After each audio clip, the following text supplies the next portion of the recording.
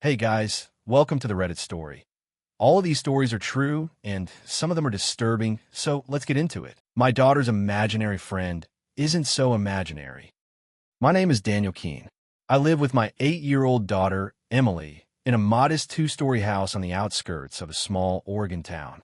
My wife, Anna, passed away 3 years ago in a car accident, and since then, it's just been the two of us. Emily was always a quiet, thoughtful girl. After Anna's death, she retreated into herself even more.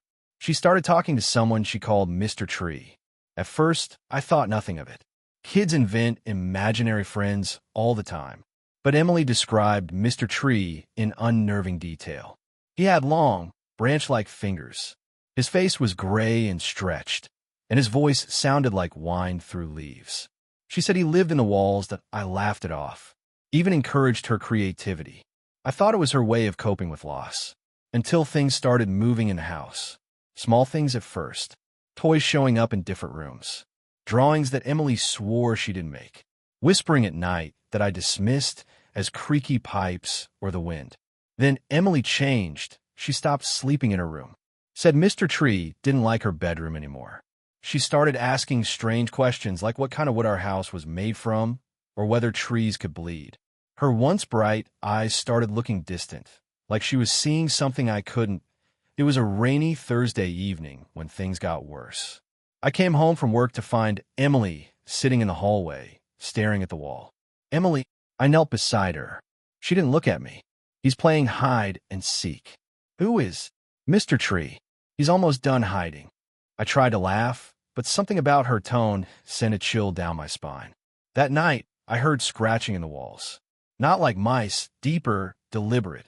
I walked the house with a flashlight. Nothing. Then I found one of Emily's drawings on the fridge. It showed our house, but twisted. Branches coming out of the windows. A tall, gnarled figure looming above it, with my daughter holding his hand. I asked her about it in the morning. She said, "That's when we leave with him." Concerned, I brought Emily to a child psychologist. Dr. Kent was kind and careful. After a few sessions, he told me that Emily's imaginary friend might be a projection of grief, possibly even a dissociative response. But then he asked me something odd. Has anything in the house changed? Plants dying faster? Pets acting strange?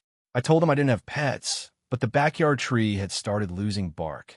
And yes, all our houseplants were wilting. That he didn't laugh. He looked scared. He told me about something called a tulpa, a thought form given life by belief, fear, or emotion. He said children are especially vulnerable to creating them, and sometimes they feed on more than just imagination. Whatever Mr. Tree is, Dr. Kent said, he may have outgrown her imagination. That night, Emily disappeared for 3 hours. I searched the entire house in a panic, screaming her name. Every door, every window locked. No sign of her. Then I heard humming. It was coming from the upstairs hallway wall. A soft, tuneless melody. I pressed my ear to the drywall. I heard scratching and laughter. I punched a hole through the wall with a hammer. Inside, between the studs, was darkness, too deep for a simple wall cavity. Then Emily stepped out from it, eyes glazed, barefoot, and covered in dust. He showed me where the house ends, she said. It's hollow underneath, all the way down. I decided to investigate the property's history. I visited the county records office. Our house was built in 1912. Nothing special. But the land it stood on used to be a dense grove, home to an indigenous burial site. In 1894, a church group tried to clear it for a mission school. All 7 members of the building team went missing within 2 weeks. The locals stopped coming near the area after that. They called it Saluk, the Hollow Grove. Emily began to weaken. Her skin grew pale. She stopped eating. She whispered in her sleep, "He's not pretending anymore. He's real now. He wants a family." I begged Dr. Kent for help. He gave me the name of a woman, Marisol, a spiritualist who specialized in cleansing. We returned to the house together. She walked through each room with salt, chanting in a language I didn't know. When she reached the upstairs hallway, she stopped. "This isn't an entity," she said, trembling. "It's a wound, and it's still bleeding." The walls began to shudder. From every crevice, thin branches reached out, Not wood, but something made to look like it. We ran. Marisol said there was only one way to end it. Emily had to reject him. We returned one final time. Emily stood in the hallway, where the humming had once come from. She spoke calmly. I'm not yours. I miss Mommy, but you're not her. The house groaned. The walls rippled. The branches withdrew. Then the entire structure collapsed inward, not out like in an explosion, inward like it was being swallowed. The land was bare by sunrise, just ash and dirt that we live with my sister now. Emily is recovering. She no longer speaks of Mr. Tree, but sometimes I catch her staring at the corner of her bedroom. Once, I asked what she was looking at. She said, nothing, just a crack. But I saw it too. It was shaped like a leaf, and from it, something was whispering. 3 nights later, the whispering turned into words. Not Emily's voice, not mine, something ancient. It spoke in dreams, of roots, of hunger, of loneliness. And then Emily began sleepwalking again. I woke up at 2:12 a.m. to find her standing at the edge of the backyard, barefoot in the frost, staring at a patch of earth. He's growing again, she said. The ground there was soft, damp, as if something had burrowed its way back up. I did what I had to do. We left the country. I found a remote village in northern Canada where I took a teaching job. Emily started over. New school, new name, new routines. It worked for a while, until last week when she brought home a drawing. It was of a tree, tall, gray, and thin, with branch-like fingers. He's patient now, she whispered. He learned how to wait. I don't know how to stop it. Maybe I never could. Whatever Mr. Tree is, a tulpa, a ghost, something older, he was never imaginary. He was waiting to be remembered. And now that you've read this, maybe he's waiting for you too. Check the corners of your walls. Listen at night. You'll know him by the whisper that sounds like leaves in the dark. I found a notebook that describes my death. My name is Aaron Mathers. I'm 29 years old, and until a few weeks ago, I thought my life was utterly unremarkable. I work from home as a freelance graphic designer. My apartment is a tiny second-floor unit above a laundromat in Portland, Oregon. I've got a cat named Mango, a coffee addiction, and an overflowing to-do list. Nothing about my life ever felt supernatural, paranormal, or even particularly suspenseful. That changed when I found the notebook. It began one lazy Saturday afternoon when my landlord, Rick, texted me. Hey, Aaron, we're doing a general cleanup of the building. There's a hatch to the attic in your closet. Mind checking if there's anything up there? I had never noticed a hatch.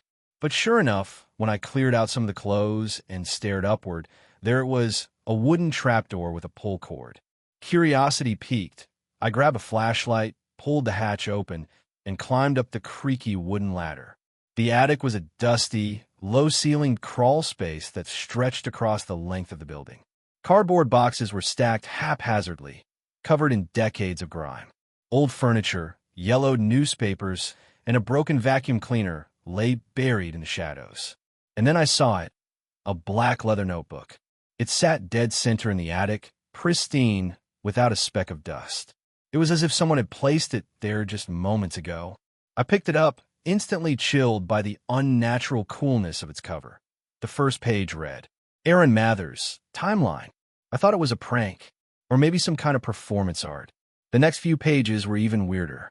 They detailed events from the past week of my life, with precision. March 10th. Aaron wakes up late, curses at his alarm, and skips breakfast. He checks his email, finds nothing urgent, and plays video games until 2 p.m. March 11th. Aaron forgets it's his mom's birthday. She calls. He doesn't answer. He feels guilty and orders Thai food. I tried telling people. My best friend Sarah thought it was a mental health thing. You've been working too hard, she said. Sleep deprived. Maybe write about it instead of letting it scare you. I posted anonymously on Reddit. A few people joked that it sounded like a cool creepypasta. One user messaged me privately. I had a notebook like that too. Did yours tell you how it ends? I didn't reply. I didn't want to know, but I kept reading. March 20th. He hears breathing in his apartment when no one is home. It stops when he looks in a mirror. March 21st. He sees the man in the coat. The man in the coat sees him too. On March 21st, while staring out my window, I saw him. A tall man in a long black coat, face obscured by shadow, just standing by the bus stop across the street. Not moving, not blinking. When I looked back 30 seconds later, he was gone. I started drinking. It was the only way I could sleep. I tried burning the notebook. It didn't burn. I tried soaking it in bleach. The pages dried spotless. I left it on a bus bench 3 miles away. The next morning, it was on my nightstand. I even left town. Drove 5 hours south with nothing but a change of clothes and my cat. I booked a cheap motel in Ashland, Oregon. Fell asleep finally, only to wake up to the notebook sitting on the nightstand beside me. Mango stared at it and hissed. Later that night, I dreamt of the man in the coat. He stood over me, whispering things in a language I couldn't understand. I woke up with scratch marks on my chest. 3 parallel lines, deep and raw. And then I found the final entry. April 4th, Aaron dies. The final breath rattles in his throat. He sees his own reflection twist into something else. The notebook closes. The next one opens. I couldn't breathe. It was March 24th when I read that. 10 days left. I searched for help. Online forums, ghost hunters, psychics. Most laughed. One woman agreed to meet me. She worked in New Age bookshop. When I handed her the notebook, she didn't touch it. Just looked at me and said, "This is old magic. You weren't supposed to find it. It chose you." "Why me?" I asked. She shook her head. "Because you'll tell the story, and that's what it wants." She warned me not to try to destroy it again. If it returns after burning, it's bound. The only thing that can rewrite the script is the subject's will. But the book fights back. It always does. On March 28th, I woke up to blood smeared on my bathroom mirror. My name, written over and over again. I ran, rented a motel 5 towns away. The notebook was on the bed when I arrived. I started seeing things, shadows moving in reverse, my reflection blinking when I didn't. Mango stopped eating. Then she disappeared. The notebook said, March 30th, the cat dies. The circle closes. The witness is alone now. I screamed until my throat gave out. Tore apart the motel room, looking for Mango. Found only her collar. April 1st. I found a hidden page in the back, titled, How to Rewrite the Ending. The instructions were written in a scrawl I didn't recognize. The blood must be yours. The truth must be written. The book will resist. It always does. So I wrote. I cut my palm. Let the blood stain the page. Aaron Mathers survives. He shares the story. He breaks the chain. I collapsed. Woke up hours later. The notebook was gone. Today is April 5th. I'm alive, but I've started receiving messages. Strangers emailing me. Demanding me. I found notebook too. Mine ends next week. What do I do? The truth? I don't know. I don't think I stopped anything. I think I passed it on. And if you're reading this, maybe now it's yours. Just check under your bed. April 6th. The doorbell rang at 3:13 a.m. I didn't answer it. When I looked outside, no one was there. But something was left on the doormat. A notebook. Not black leather this time, dark red. No name on the front. I opened the first page. My hands trembled. Sarah Miller, timeline. I haven't spoken to Sarah in over a week. Now I have to, because the chain didn't break. It just changed names. But as I got dressed to go find her, I noticed something worse, something I hadn't seen before. There was a second notebook on my kitchen table. It was white. I opened it. The first page said, Aaron Mathers, alternate ending. The second page, you survived the wrong way. The story isn't over. It's rewriting itself now. You only bought time. The real death begins at midnight. My hands are shaking as I write this. There is no escape. If you're reading this, tell someone. Burn this message into your mind. Trust nothing. Even survival may be scripted. Because the notebook never wanted to kill me. It wanted me to believe I escaped. And that's how it wins. Subscribe for more.